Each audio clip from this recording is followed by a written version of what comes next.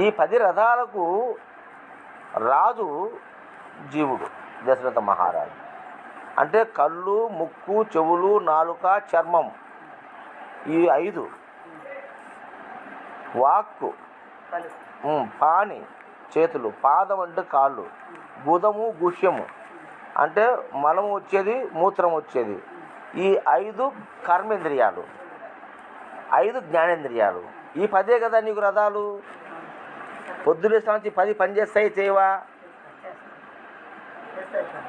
నువ్వు లేచింది మొదలు కళ్ళు తెరచాలా, చూడాలా, చెవులతో వినాలా, నోటితో మాట్లాడాలా, నాలుగుతో రుచి చూడాలా, చర్మంతో స్పర్శను సరే వేడ చూసుకోవాలా, ముక్కుతో వాసన చూడాలా, ఒంటికి పోవాలా, దొడ్డికి పోవాలా, పాదాలతో నడవాలా.